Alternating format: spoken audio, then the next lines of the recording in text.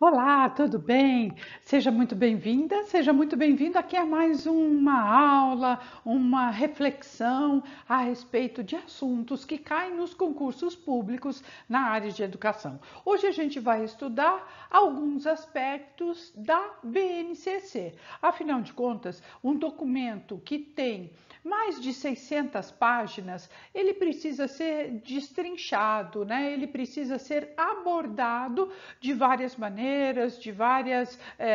com vários vieses. Hoje a gente vai abordar aqui alguns deles. Vamos lá estudar bastante? Nós vamos estudar a BNCC e agora a gente vai começar a dar uma olhada para essa normativa legal que disciplina aí a respeito dos currículos escolares. A gente vai começar a dar uma olhada a respeito de uma cronologia. Vamos passar a limpo aí essa cronologia, né? Uma linha do tempo histórica da educação nacional. Mas, antes disso, quero saber, você já está inscrito no canal? Se inscreve, porque quando você receber aí, quando um vídeo novo for para o ar, né, for postado, você vai ser comunicado.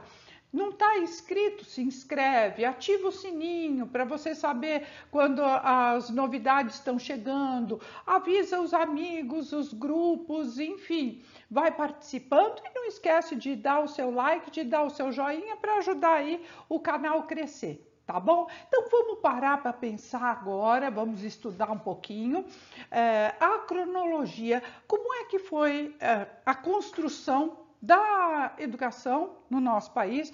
Nós vamos dar uma passada hiper rápida, mas a gente vai olhar alguns aspectos que faz sentido na criação, na elaboração, no momento histórico, para a gente analisar aí da onde é que a BNCC surgiu, né? Então, vamos lá? Olha, a educação brasileira, ela começa de fato, né, na era jesuítica, 1549. Qual é esse grande marco, né? O que os jesuítas trouxeram? Eles trouxeram uma maneira de encarar a educação sempre a partir de uma escola que estava em função da leitura.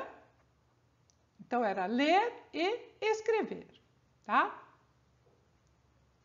Então, a gente tem aí que a educação jesuítica, ela tinha aí essa função, né? E vem bem marcadamente, né?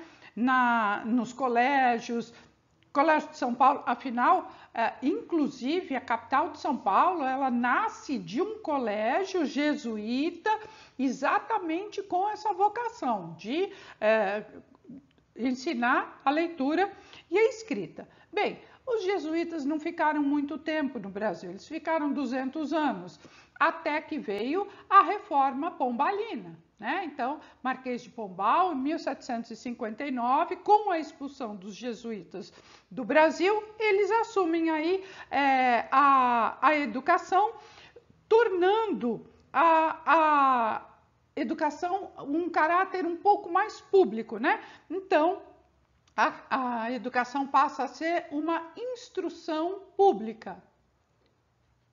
Instrução pública, certo?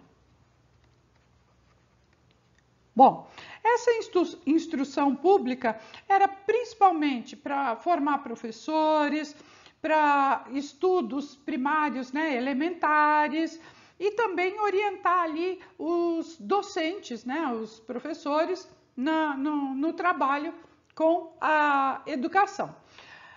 Aí a gente tem, logo na sequência, né, a Constituição ainda no Brasil Imperial, né, ainda no Brasil Colônia. E no Brasil Império, o que a gente tem? A época ainda, né, de D. Pedro I, a determinação de que a escola primária seria pública, né? Então, D. Pedro I instituiu a instrução primária. Então, seria a instrução primária.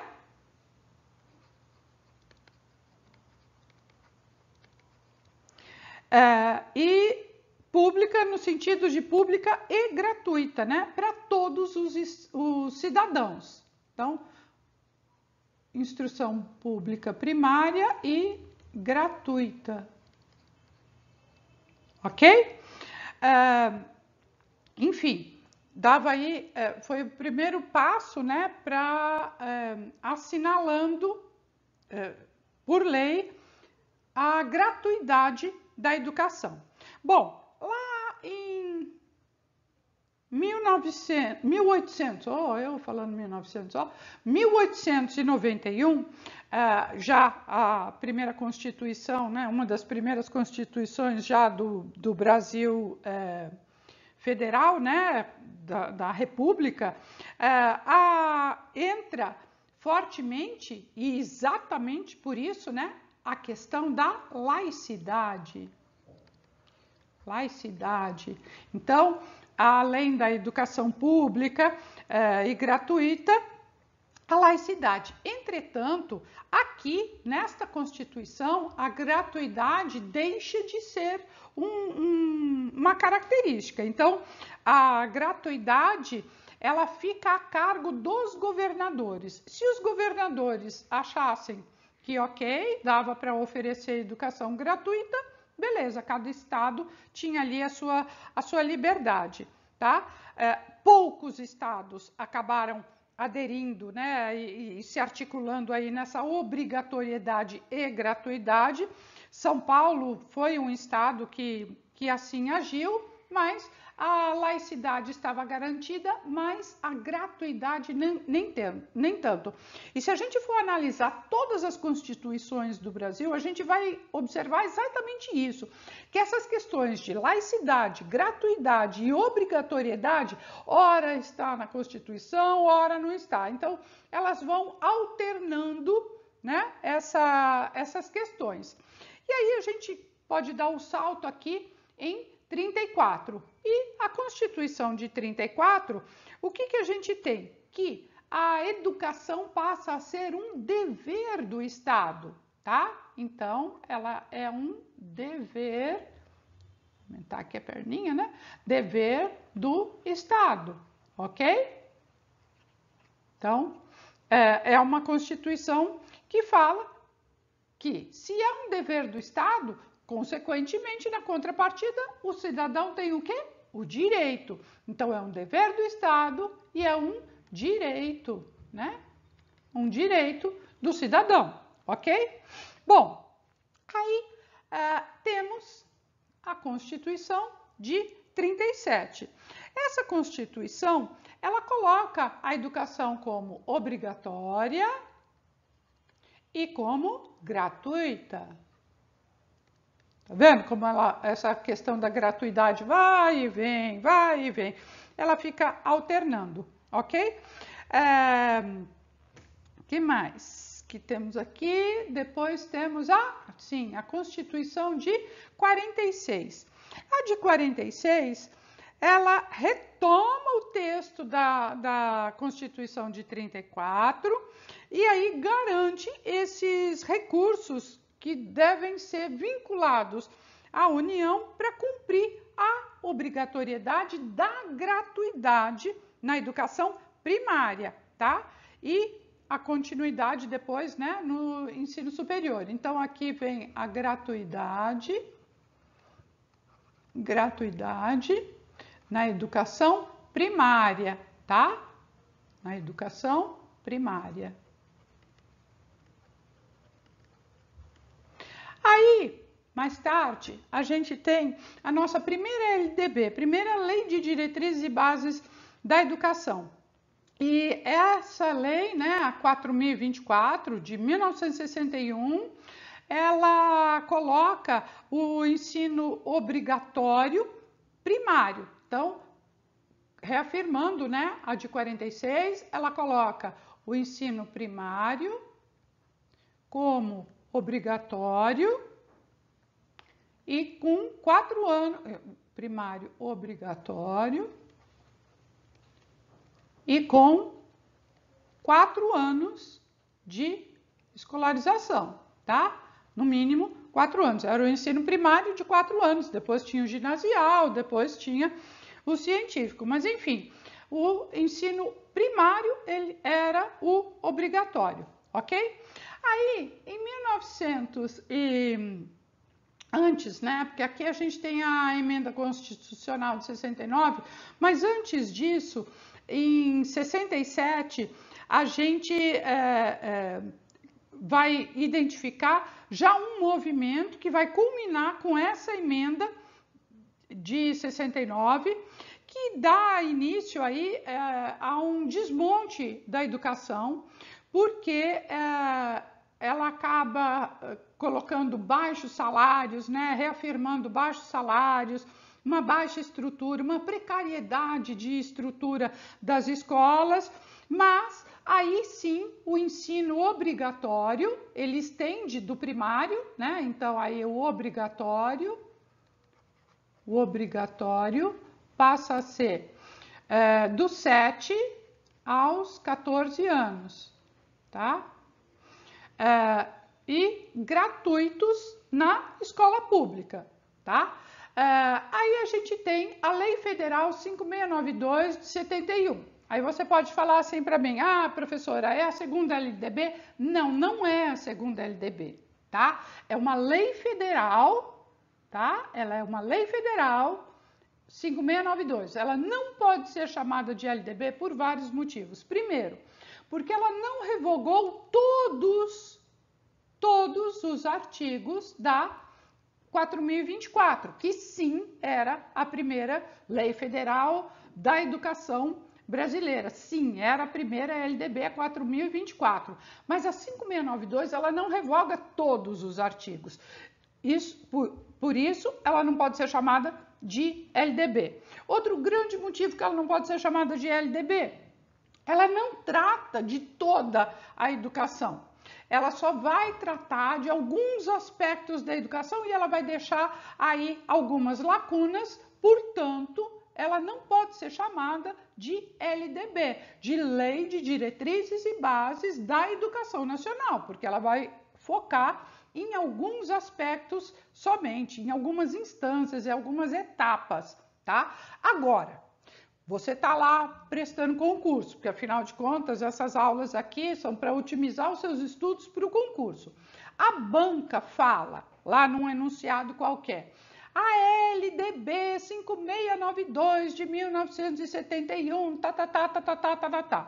É uma questão que cabe recurso, porque a 5692 não é a LDB. Entretanto, é um tipo de recurso que a banca vai indeferir.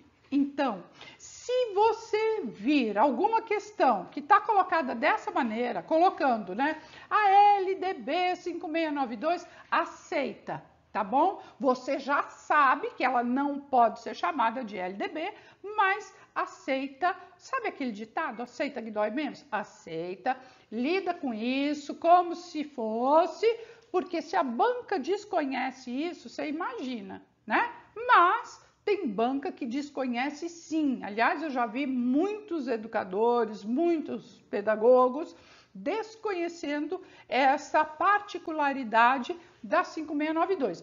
Mas, de qualquer maneira, não é a falta de conhecimento que vai invalidar a questão. Tudo bem?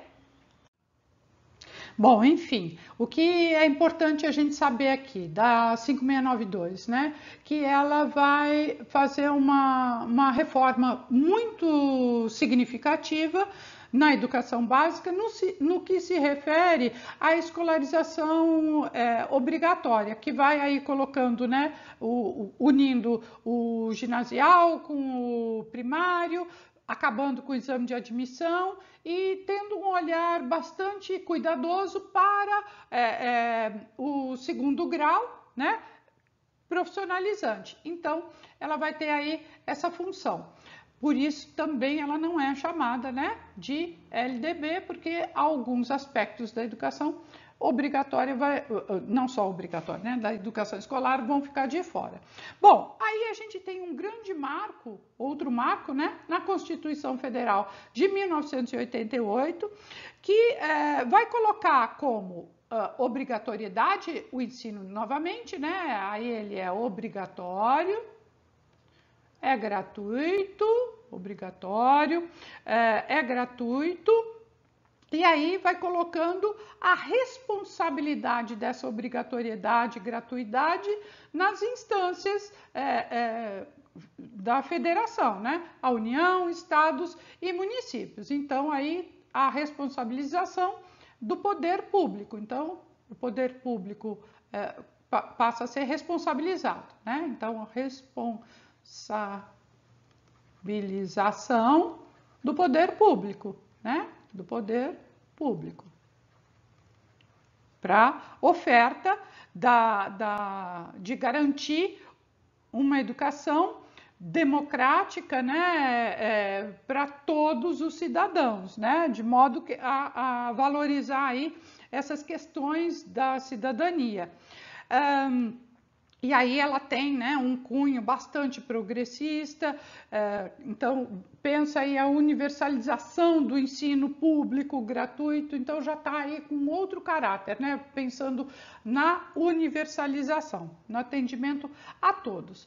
Bem, logo na sequência, né, um pouco depois da Constituição, o que a gente tem? Aí sim, uma nova LDB, né, a 93/94 de 1996, aí sim foi sancionada a LDB, que vai pensar toda a educação básica, né?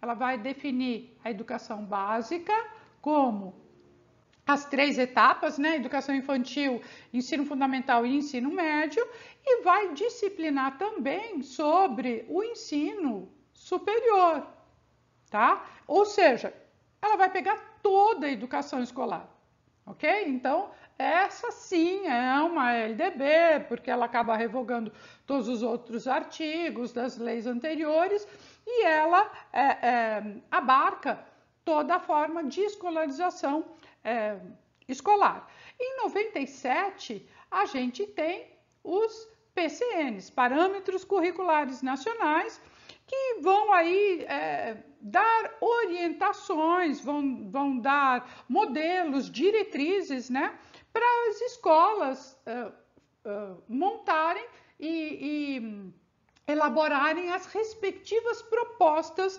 curriculares, né? Então, e cuidar também, não só da proposta curricular, mas da formação dos professores. Então, os PCNs vai pensar aí as propostas curriculares das escolas, curriculares, mais a formação dos professores, certo? Mais tarde a gente tem, em 2009, a emenda constitucional, a 59, né, de 2009, é ela quem propõe a educação básica, ó, a educação básica dos 4 aos 17 anos, portanto, desde a educação infantil até o ensino médio. Então, a educação infantil, ensino fundamental e médio. Então, é a emenda que vai colocar a educação básica nessa amplitude. Evidentemente com oferta gratuita, ou com obrigatoriedade, inclusive gratuidade para os que não tiverem oportunidade à idade própria, ou seja, na EJA. Mais tarde, em 2010, o que a gente tem? As primeiras diretrizes curriculares nacionais, já como normas institucionalizadas, né? Então, aqui são normativas obrigatórias, tá? Lembrando que o PCN é sempre um parâmetro curricular, ele não é obrigatório, as diretrizes são, sim, de caráter obrigatório, tem essa obrigatoriedade, é normativa, há que se seguir, e o objetivo das DCNs é orientar o planejamento curricular das unidades escolares, sistemas de ensino, e vai também disciplinar e orientar a respeito da elaboração de regimentos escolares, de propostas projetos políticos pedagógicos das escolas, enfim, as diretrizes têm aí essa função, né? E é normativa, portanto, há que se cumprir. Plano Nacional de Educação 2014, né, é a Lei Federal 13.005 de 2014, que sanciona, né, o Plano Nacional de Educação, que vai estabelecer aí as 20 metas, as 10 diretrizes e as mais de 250 estratégias para se atingir aí o cumprimento da educação num prazo de 10 anos, né? Então, tá aí o Plano Nacional ainda em vigência. E para culminar isso tudo, em 2017, no finalzinho do ano, né, em dezembro, ela é sancionada, a BNCC, e aí ela entra em vigor de verdade, de fato, em começo de 2018, né? Mas ela foi sancionada ao final de 2017. E a BNCC, ela tá aí para criar essa parte, né, de oferecer subsídios para as escolas elaborarem seus respectivos currículos, né? Então ela vai flexibilizar ali uma estrutura possibilitando que toda essa parte da educação básica tenha uma estrutura curricular de forma nacional e vai determinar a parte diversificada e a parte obrigatória. Então, nós temos aí a BNCC cuidando, né, dando orientações para a base curricular de todas as escolas do território nacional. Olha só, tem muita gente que confunde as DCNs com a BNCC. Então, a BNCC é um documento normativo, né? Tem força de lei. As DCNs também. Então, as DCNs também são normativas, né? Elas estão em vigor. DCN também é normativo, né? É um documento legal, normativo. Feita, né, por resoluções do Conselho Nacional de Educação, Câmara de Educação Básica, enfim. Mas é como a gente estava falando, né, no slide anterior. As DCNs, elas estão aí para orientar as escolas, né? Então elas vão orientar as escolas. Em que sentido? Orientar a escola, sistema de ensino, enfim, as unidades escolares, né? Para, principalmente, a construção do PPP, né? Do Projeto Político Pedagógico, e a construção dos regimentos internos, né? Que são os documentos internos da escola, que vai determinar sistema de avaliação, as regras comuns, enfim. São 2 documentos.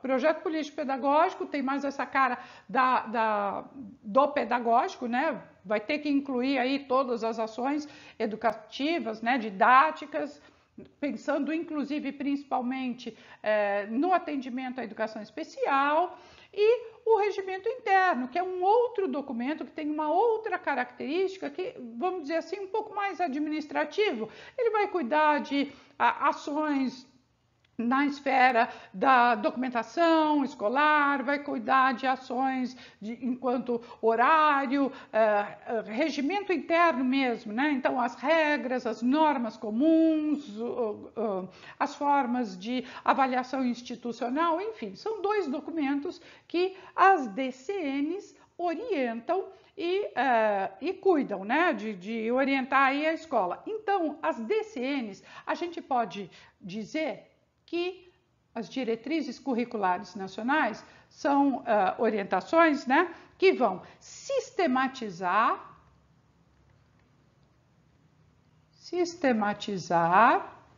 elas vão também orientar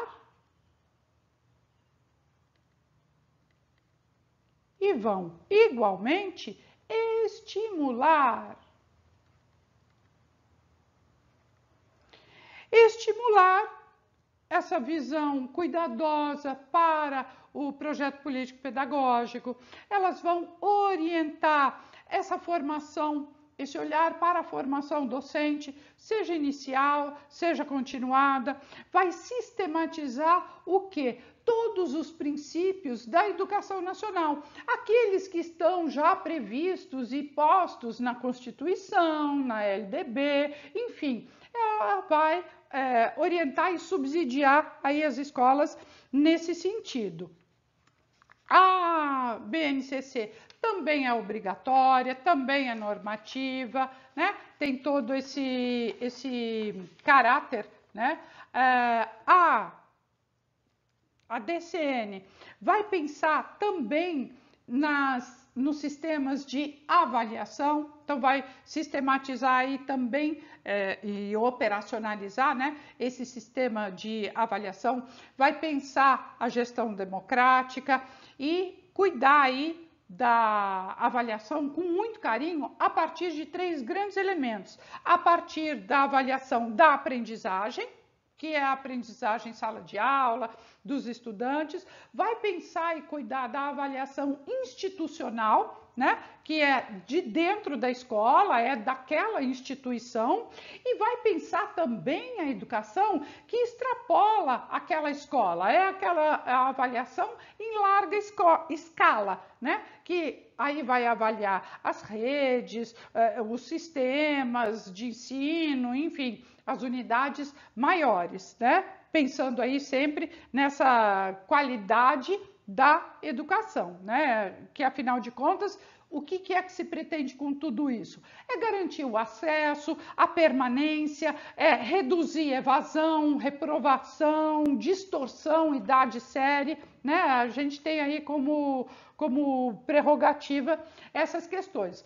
Agora nós vamos focar na BNCC, que afinal de contas o estudo hoje aqui é da BNCC e não é das DCNs. A gente só está falando aí para fazer um contraponto, né?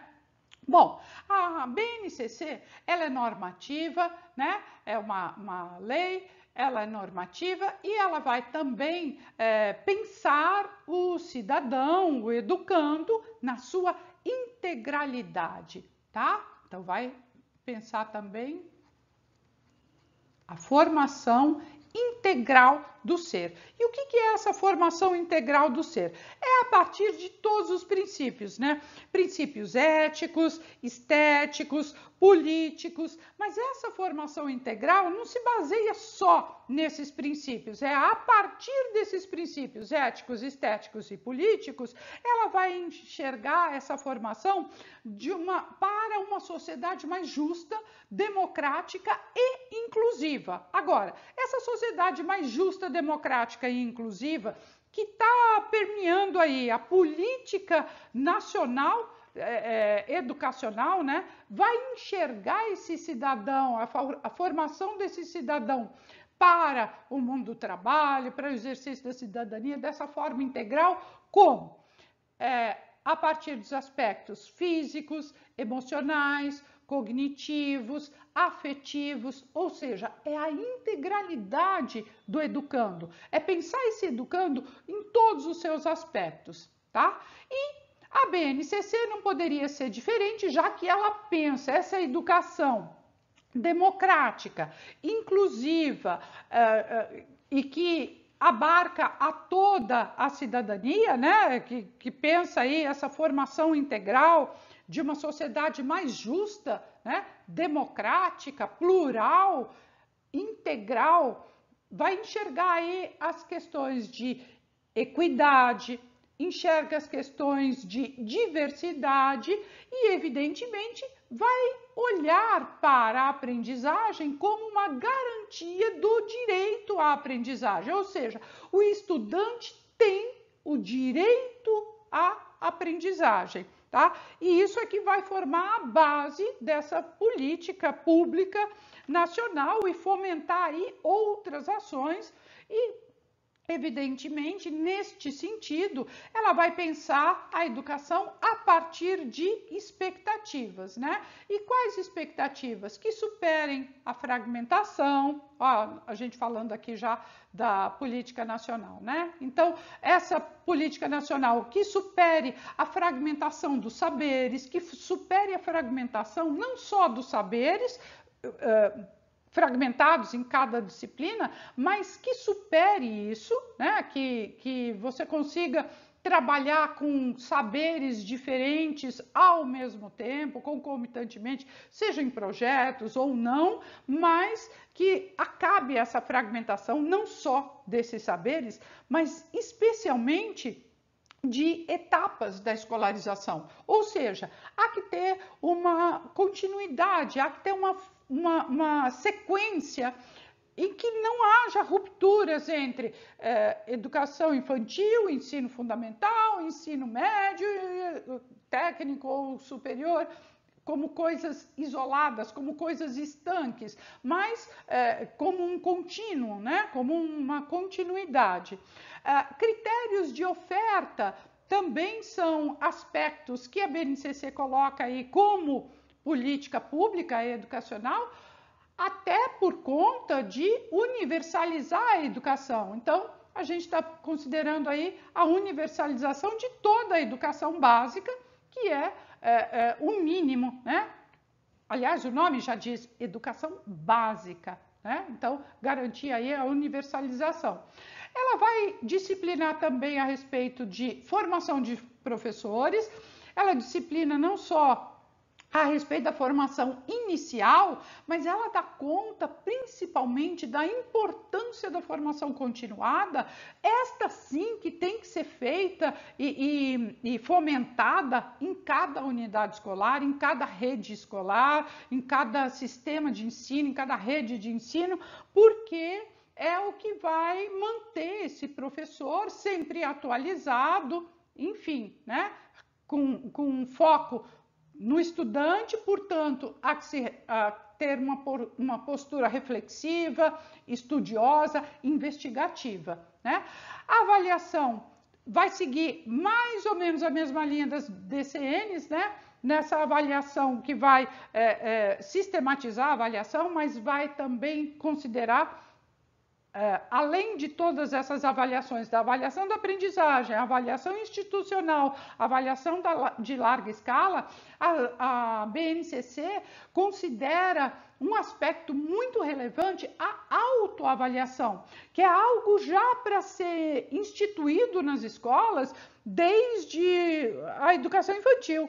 Então, que isso tem que cada vez mais ser uma constante dentro das escolas. E os conteúdos escolares, por que eu deixei por último? Porque a BNCC, ela fala de áreas de conhecimento, tá?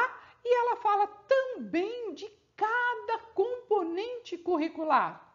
Ela não fala só das áreas, né? Das áreas já é algo grande, mas ela fala também de cada componente curricular. Então, e a gente tem campos de experiências. Campos de experiências é da educação infantil, tá? Então, campos de experiência é para a educação infantil, afinal de contas, a educação infantil não tem o conteúdo específico em áreas e muito menos em componentes curriculares, né? É algo muito mais permeado aí de uma conversa do tipo transdisciplinar, interdisciplinar, enfim. A gente não lida na educação infantil fragmentadamente, né? A gente já trabalha na educação infantil dessa forma mais integrada. Por isso, campos de experiência e não áreas de conhecimento.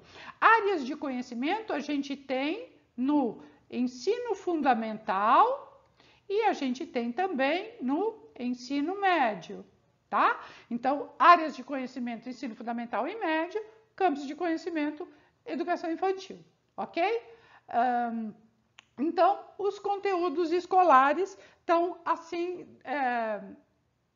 distribuídos dentro das áreas de conhecimentos, sendo que a BNCC ela não vai determinar exatamente o que será trabalhado, mas ela vai colocar um objetivo um pouco maior, ela vai tratar de competências. Então, ela traz competências. Tem um outro vídeo aí no canal que a gente fala só dessas competências, né? E aí depois, se for o caso, você dá uma olhada. Aqui nós estamos fazendo uma passagem rápida, né? Para a gente ver outros aspectos que não tínhamos visto a respeito da BNCC. Então, quando a gente fala das competências da BNCC, a gente está falando de conhecimentos, a gente está falando de habilidades, a gente está falando de atitudes e valores. Atitudes e valores. Certo? Que habilidades que são essas? São as habilidades práticas, são as habilidades cognitivas e são as habilidades socioemocionais. Essas são extremamente importantes e a BNCC valoriza bastante essas habilidades socioemocionais.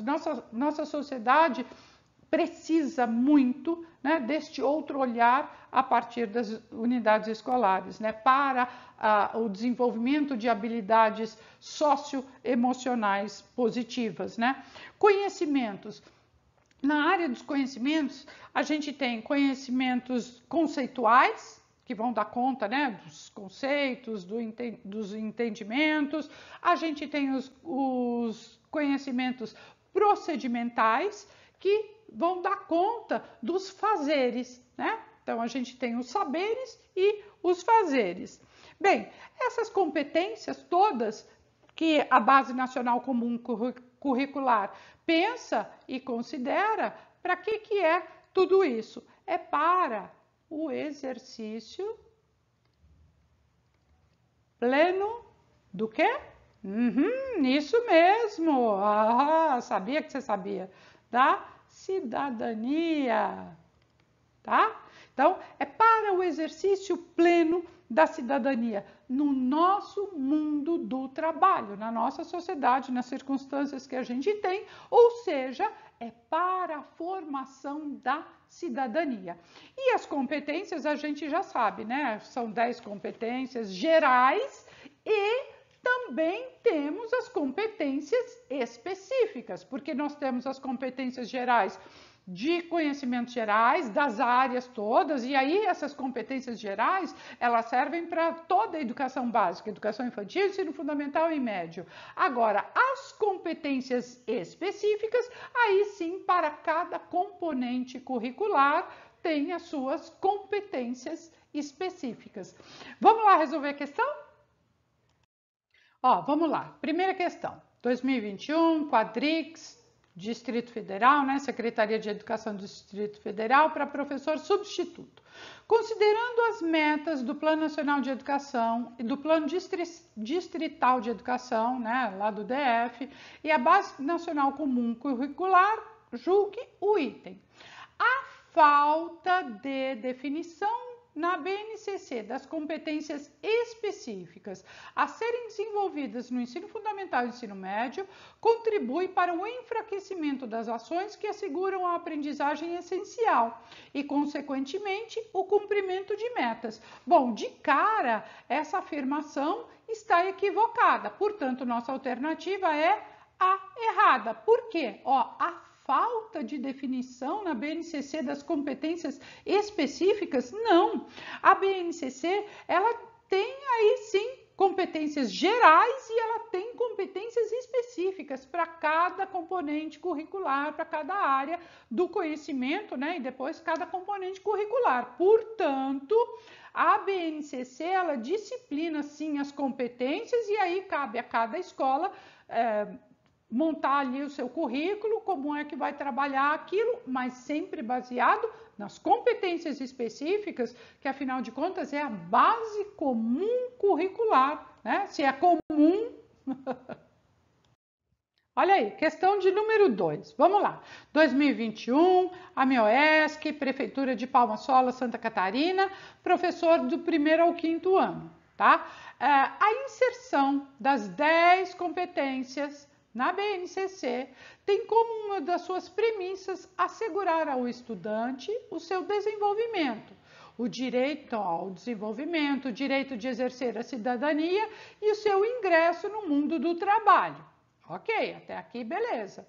Qual das competências gerais da BNCC traz por princípio a valorização e utilização dos conhecimentos historicamente construídos sobre o mundo físico, social, cultural, para entender e explicar a realidade, ou seja, os fatos, as informações, fenômenos, processos linguísticos, culturais, sociais, econômicos, científicos, tecnológicos e naturais, colaborando para a construção de uma sociedade solidária? Ora, estou falando aqui de conhecimentos historicamente construídos, né? Construídos aí ao longo desses anos todos pela humanidade. Então vamos lá. Pensamento científico, crítico e criativo, beleza, mas não é só isso, né?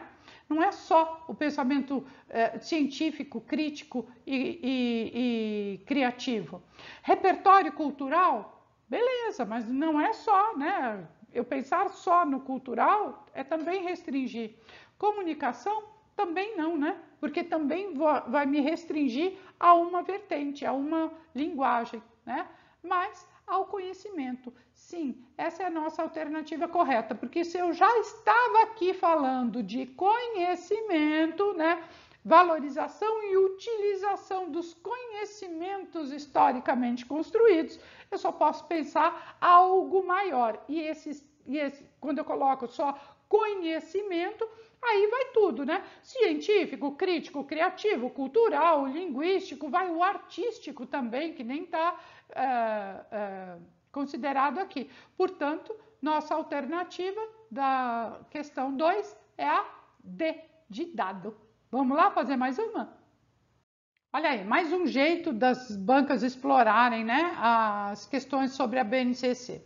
2021, a AMEOESC, Prefeitura de Palma Sola, para professor de educação infantil. Ó, a BNCC vem reafirmar a vivência das competências dispostas anteriormente pela LDB. Compreender essa realidade requer refletir e, ao mesmo tempo, questionar quais fundamentos teóricos são inspiradores da base, especialmente os que tratam de analisar quais tendências estão presentes nesse documento normativo. Sendo assim, de acordo com a BNCC, competência é definida como... O que é competência para BNCC? Vamos lá? Ó, uma questão de poder, bom, se é uma questão de poder, já está fora. Por quê? Se um dos princípios é a democracia, né? É a valorização da democracia, então, da gestão participativa, enfim, uma questão de poder já me invalida a questão. Mas vamos ler até o final. Uma questão de poder, tanto nas relações professor-aluno e administrador-professor, quanto em todas as relações que permeiam o cotidiano da escola e fora dela, ou seja, envolvem relações de classes sociais, classe dominante, classe dominada, questões raciais, étnicas, de gênero, não se restringindo a uma questão de conteúdo. Claro que não, né? A BNCC promove justamente o contrário, ela quer uma equidade, ela pensa diversidade, ela pensa inclusão, ela quer uma sociedade democrática, inclusiva e justa, né? Então, não pode ser uma questão de poder aí em relação professor-aluno, isso lá na educação jesuítica, né? No tempo da palmatória, não cabe agora. B. A mobilização de conhecimentos, conceitos, procedimentos, habilidades, que são práticas cognitivas, socioemocionais, atitudes e valores para resolver demandas complexas da vida cotidiana, pleno exercício da cidadania e para o mundo do trabalho. Perfeito, é a nossa alternativa, tá? Mas vamos ver a C. A mobilização do pensamento de filósofos e autores que falam de uma educação compartilhada que servem para que os alunos resolvam demandas complexas da vida cotidiana, do pleno exercício da cidadania e do mundo do trabalho. Não, a gente não está restringindo aqui a pensamento de filósofos ou autores. Então, a mobilização tem que ser de conhecimentos de uma forma ampla, né? De conhecimentos, de habilidades, de valores, de atitudes, enfim. É algo maior, né? E não restrito. Então, quando você pensar em BNCC na hora da prova, pense sempre em amplitude. Pense sempre que a BNCC está aqui para aumentar, para agregar e jamais para restringir, tá? Alternativa D. Um projeto que serve para nortear e delimitar o que será feito durante o ano? Não, o que será feito durante o ano, quem tem que decidir é cada escola, cada professor, cada sala de aula, né? Por todos os integrantes da escola, professores, coordenadores, alunos e seguindo, né, as normas municipais, estaduais, diretrizes nacionais elaboradas pelo MEC, igualmente não. Então, a nossa alternativa mesmo é a alternativa B, de bora lá, que por enquanto está muito fácil e favorável, não é? Tá acertando tudo, não tá? Vamos lá resolver a quarta? Aí, quarta questão. 2021, banca Quadrix, essa banca também é ferrada, né? Ela é bem capciosa. Lá de Brasília, né? Secretaria de Educação do Distrito Federal, professor substituto de música. Vamos lá. Conforme a BNCC, a Base Comum Curricular, as avaliações não devem ser vistas como uma exigência burocrática das escolas para cumprir com as orientações das diretrizes curriculares nacionais. Além do conhecimento cognitivo construído pelos alunos, as avaliações do ensino fundamental e ensino médio também devem observar o desenvolvimento de competências e habilidades. Corretíssimo! A gente acabou de ver essa questão aí da avaliação segundo essas orientações mais recentes, né? Tanto das diretrizes quanto da BNCC. Então, está corretíssimo. A avaliação, ela não pode ser vista só como uma exigência burocrática das escolas, né? Ela tem que pensar aí as questões de competências, de habilidades, de valores, especialmente os socioemocionais. Portanto, nosso gabarito é letra C, de está tudo correto. Vamos lá, quinta questão, 2021. Prefeitura de Bauru, professor substituto de Educação Básica do componente curricular de Matemática. O artigo 3º da Resolução 22 de dezembro de 2017, que institui e orienta a implantação da Base Nacional Comum Curricular, BNCC, a ser respeitado obrigatoriamente ao longo das etapas e respectivas modalidades no âmbito da educação básica, define que no âmbito da BNCC, competência o que é competência para a BNCC? Vamos lá, é isso que a gente tem que procurar aqui. É o resultado apurado entre conhecimentos e habilidades? Não, né? Somente menos ainda, né? Então, não é a nossa alternativa, porque ele não é o resultado de nenhuma apuração. Afinal de contas, competência não é avaliação. B. A mobilização de conhecimentos, conceitos, habilidades, práticas cognitivas, bem como registros das experiências ao longo da vida em sociedade. Ao longo da vida em sociedade, não, né? A gente está falando de uma educação escolar. BNCC vai tratar da Base Nacional Comum Curricular, da educação escolar, formal, educação formal e não na sociedade, tá? Então, também não é a nossa alternativa. C. A mobilização de conhecimentos, conceitos e procedimentos, habilidades, práticas cognitivas e socioemocionais, atitudes e valores para resolver demandas complexas da vida cotidiana, do pleno exercício da cidadania e do mundo do trabalho. Perfeito! É a nossa alternativa, letra C. Mas vamos ver a D? Ó, as habilidades e estratégias desenvolvidas pelo indivíduo ao longo da sua trajetória escolar, a fim de que consiga transpor esses conhecimentos para o mundo do trabalho e exercício da cidadania plena. Não, porque ninguém vai conseguir transpor para a sua atividade laboral todos os conhecimentos trabalhados ali dentro das escolas. Portanto, nossa alternativa correta da questão número 5 é a alternativa C. Tudo certo? Essa estava fácil também, hein? Vamos resolver a última? Aí, nossa última questão do dia.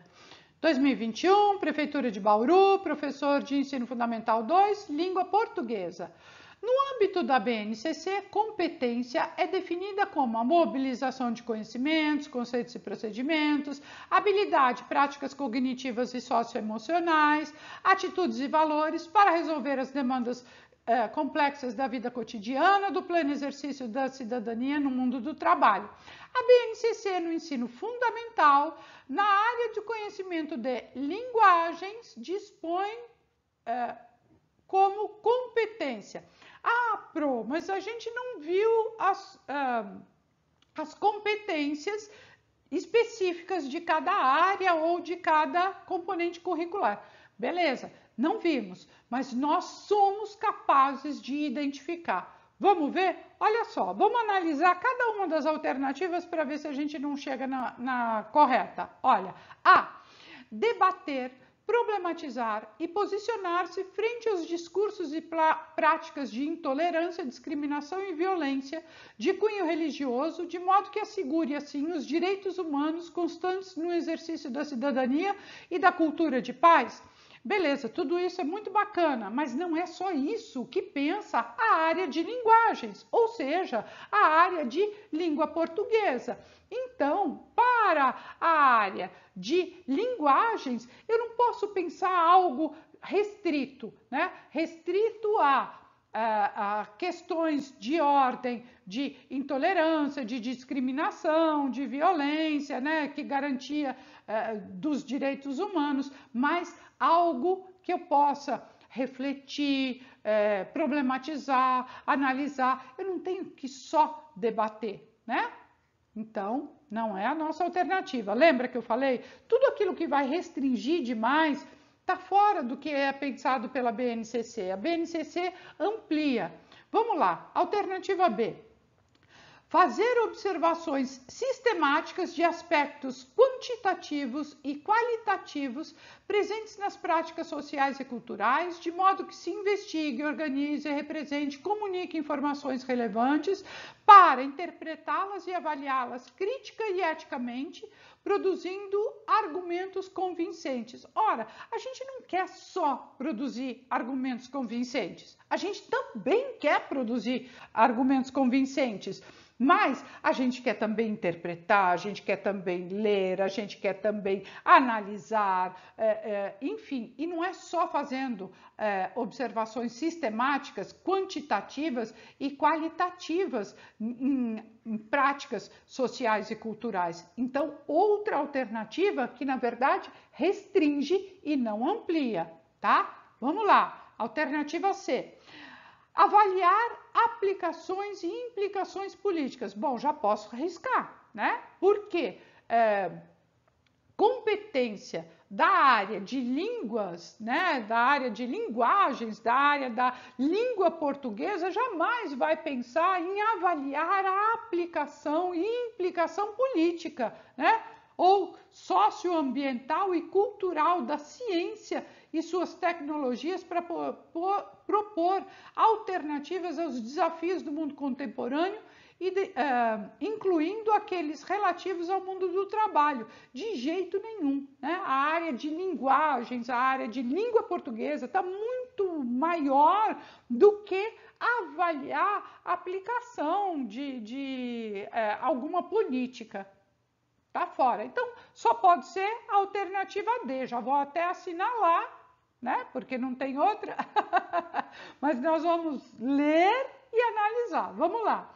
Ó, compreender as linguagens como construção humana, histórica, social e cultural, de natureza dinâmica, reconhecendo e valorizando-as como forma de significação da realidade, de expressão das subjetividades e identidades sociais e culturais. Ou seja, percebe como a coisa ampliou, percebe como a área de linguagens, né, as competências para a área de linguagens, para o componente língua portuguesa ampliou muito mais. Os outros eram todos restritores, né, estavam restringindo. E a alternativa correta, portanto, só pode ser a letra D de dado. Bem, é isso que temos por hoje. Vamos ficando por aqui. Já sabe, não está inscrito no canal, se inscreve, dá uma olhada aí nos outros vídeos, ativa o sininho para você ser comunicado quando receber vídeo aqui, né? Quando a gente subir vídeo novo no canal. Convide os amigos, as amigas para participarem. Conhecimento é sempre bom a gente ir partilhando e é muito bom quando a gente consegue estudar com os outros, enfim, e que esse canal chegue aí a várias outras pessoas. Então, contribui aí com seu joinha, se não deu ainda, né? Contribui aí com seu joinha. Vou ficando por aqui, um beijo grande para vocês e até a próxima!